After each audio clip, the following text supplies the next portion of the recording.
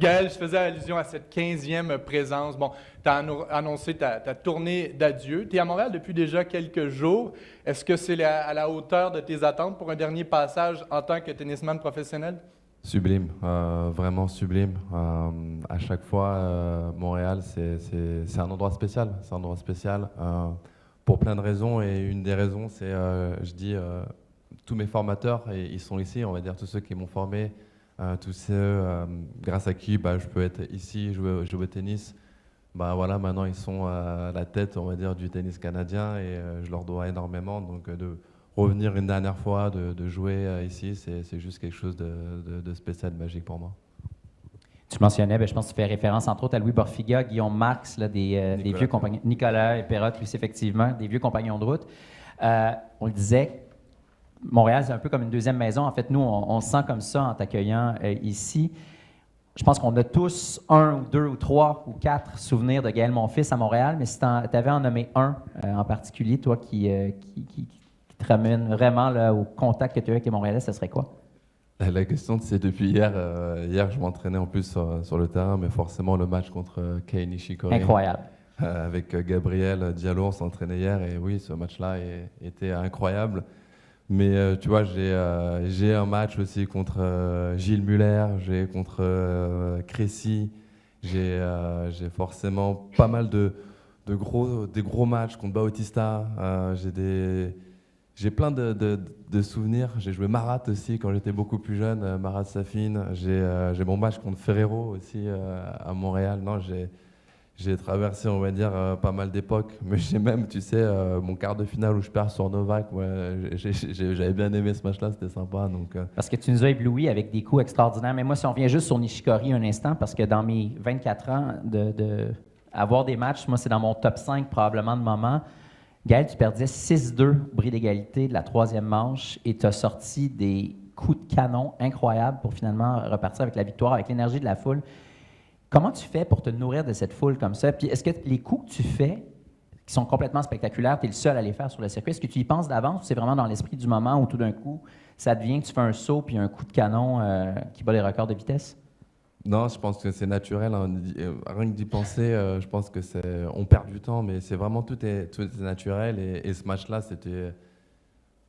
c'est le public qui m'a fait gagner ce match-là. En vrai, vraiment, parce qu'à un moment, il y a même une balle de match où je ne sais même pas comment je fais pour la gagner. Je cours, j'essuie tout ce qui se passe.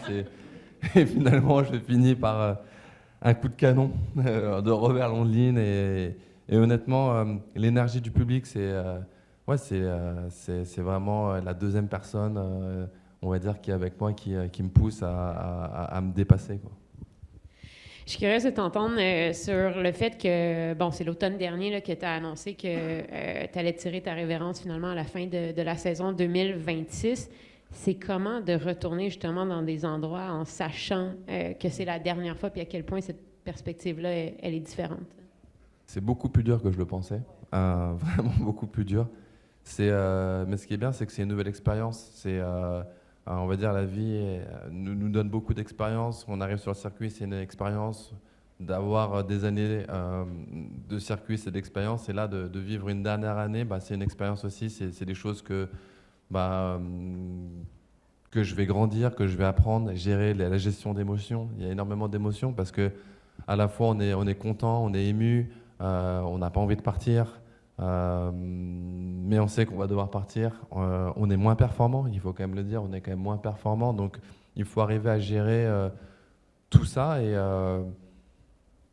ce début d'année, de temps en temps, je l'ai bien fait. De temps en temps, je trouve que c'était plus dur. L'émotion m'a envahi un peu plus. Donc il y a un juste milieu à trouver et d'avoir la chance de pouvoir le faire dans des tournois qu'on aime.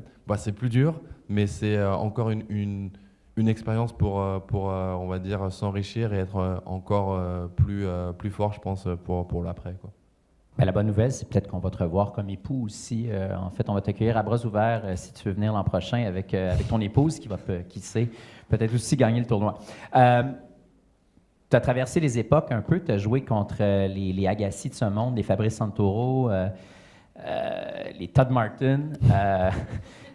Le Big Four par la suite, une génération qui a poussé un peu derrière toi. Puis là, il y a vraiment une nouvelle génération de tout jeunes, là, les Fonseca, les Rodard, qui arrivent. Donc, comment tu évalues ces différentes générations que tu as vues évoluer? Puis qu'est-ce que tu projettes pour le tennis du futur, là, la prochaine ensuite qui va arriver? Il y a une évolution du matériel, de la manière dont on se prépare, un peu on va dire du circuit en lui-même. Les stades, ils évoluent. Vous avez évolué de la première fois dont je suis venu à Montréal et ma dernière. Le stade, pour moi, il est vraiment différent. Le public est différent aussi. Et on va dire dans les générations, j'ai eu la chance de jouer avec des légendes. Et c'est ça que moi, je suis vraiment content. Dans chaque génération, il y a eu des légendes et de pouvoir finir avec, je pense, des futures légendes de notre sport, c'est incroyable. Leur point commun, ils sont tous humains et très gentils.